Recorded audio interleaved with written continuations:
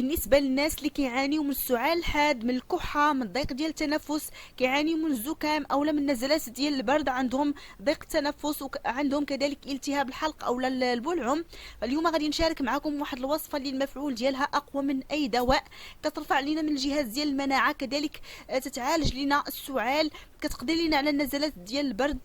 كذلك هذه الوصفه مفيده بزاف خصوصا للناس اللي عندهم الكحه، يعني ديك الجافه، عندهم ضيق ديال التنفس، عندهم داك الحلق ديالهم يعني كيحسوا به بحال مجروح ليهم بزاف، عندهم ديك الحنجره ديالهم ناشفه بزاف، وعندهم مشكل ديال يعني عندهم مشكل ديال التعفنات ديال البلعم، تعفنات في البلعم اولا في الحنجره. فهاد الوصفه هذه اللي غادي نشارك معكم اليوم وصفه كتعطي نتائج يعني مبهره ونتائج سريعه في علاج المشاكل كاملين ديال البرد. فتبعوا معايا الفيديو حتى التالي. وهاد الوصفه اي انسان يعني مصاب بلا قريب، مصاب بالكحه، عنده الالتهابات في الحنجره، يجرب هاد الوصفه هذه، فهي المفعول ديالها قوي، ومن اول يوم غتبان لكم ان شاء الله النتيجه، وغتحسوا بواحد التحسن، وحتى داك الالام تيخف، وداك السعال تيخف، ديك الكحه اللي كتكون كثيره وما كتبغيش كاع تسالي خصوصا في الليل، يعني ملي كتكون ديك الكحه يعني كتزاد في الليل، الانسان تيبقى كيكح يكح يكح حتى كيحس بالضلوع ديالو ولاو تيوجعوه. فهاد الوصفه ان شاء الله غتجيب لكم الشفاء، غتجيب لكم واحد الراحه، وتبعوا معايا ان شاء الله لا فيديو حتى التالي باش تعرفوا على الطريقه. وغادي نبداو على بركه الله. اول حاجه كناخذوا الباربه اولا الشمندر كيف ما كتشوفوا معايا، اللي هي غنيه بزاف ديال الفيتامينات بالنسبه للجسم، فهي مفيده بزاف. كناخذوها كنغسلوها وكنقشروها كيف ما كتشوفوا معايا في الفيديو. تنحيدوا لها يعني القشره ديالها كما كتشوفوا معايا. غناخذ غير هنايا واحد 3 ديال الحبات ديال الشمندر كما كتشوفوا معايا، وتنقشروهم. وما تنساوش قبل ما نكملوا الفيديو ديالنا تخليو لي واحد لايك لا فيديو، عافاكم احبابي شجعوني بلي لايك، راه التفاعل طايح هاد الايام، ونتمنى انكم ما تبخلوش عليا باللايكات ديالكم، غير هكا باش التفاعل يطلع. خليو لي البصمه ديالكم ديال لايك، وكذلك شاركوا هاد الوصفه مع الناس اللي كتعرفوا مرضين، مع الناس اللي كتعرفوا كيعانيوا من النزلات ديال البرد اولا عندهم يعني لا قريب وكيكحوا، شاركوا معاهم هاد الوصفه ان شاء الله يستافدوا منها.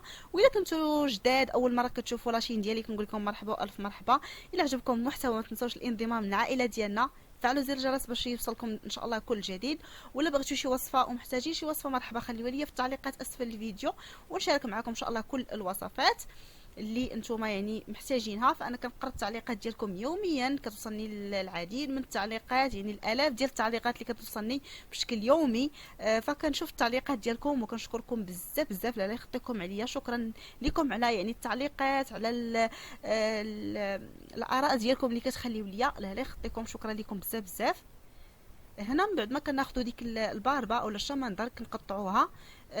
غادي تشوفوا معايا المكونات اللي غادي نضيفوا ليها. فبالنسبه لهاد الوصفه هذه كتعزز لينا من المناعه ديالنا ديال الجسم ديالنا، كذلك يعني كتقوي لنا المناعه، مفيده يعني للصحه ديال الجسم ديالنا، فهي كتقوي لنا الجسم، تتقوي لنا الدس ديالنا، لان كما كتعرفوا ان الشمندر اولا الباربه فهي غنيه بزاف يعني ديال الفيتامينات والعديد من الفوائد. كناخذوا ديك الشمندر غادي نديرها هنايا، ومن بعد غادي ندوزو للمكون الثاني اللي غنحتاجو في هذه الوصفه، واللي هو الزنجبير اولا السكينجبير طري.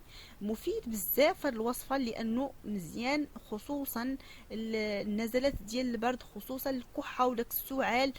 فهو كيخفف لينا من السعال، كيعالج لينا لا قريب، كيعالج لينا الالام ديال الحنجره اولا ديال البلعم. كيخلصنا من داك التعفنات اللي كتكون في الصدر، يعني كيخرج لنا دوك التعفنات اللي كيكونوا في الصدر، يعني كنتخلصوا منها.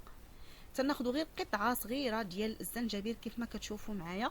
بطبيعه الحال تنغسلوه من قبل، وكن كنقشروه وكنضيفوه على الشمندر اللي عندنا كما كتشوفوا معايا.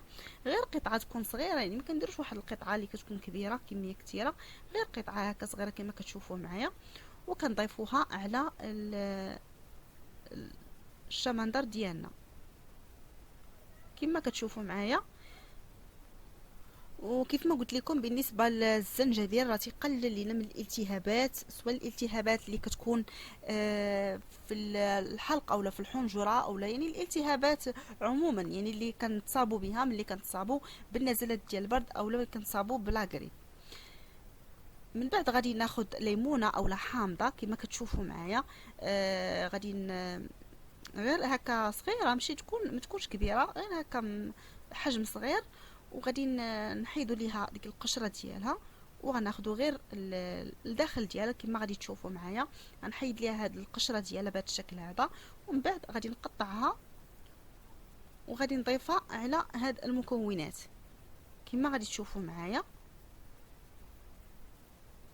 بالنسبه للليمون اولا الحامض غني بلا فيتامين سي اللي مفيده للجسم ديالنا، خصوصا ملي كنتصابوا بلا غريب اولا ملي كنتصابوا يعني كنتصابوا يعني كيضربنا البرد، يعني كنبداو كنكحوا، فهو مزيان بزاف. تيقوي لنا الجهاز ديال المناعه كذلك. مفيد يعني تيخفف لنا من داك الالام يعني ديال الكحه، تيخفف لنا من دوك الالتهابات، يعني مزيان بزاف. خديت هذيك الليمونه قطعتها، وغادي دابا نبداو في التحضير ديال الوصفه. غادي ناخذوا الخلاط الكهربائي، نوضعوا هاد المكونات اللي وجدنا من قبل. من بعد غناخذوا كاس ديال عصير البرتقال كما شفتوا معايا، يعني كاس صغير، وغادي نضيفوه على هاد المكونات عصير البرتقال كما غادي تشوفوا معايا بهذا الشكل هذا. ومع هاد المكونات كاس كبير ديال الماء، يعني كاس ديال عصير البرتقال وكاس كبير ديال الماء. دابا ضفت الماء وغادي نطحن هاد العصير مزيان. هنا الا بغيتو تضيفوا السكر ضيفوا السكر، يعني ماشي مشكل. اللي كيبغي السكر غيضيف السكر، بغيتو ما تضيفوش السكر كيبقى لكم الاختيار.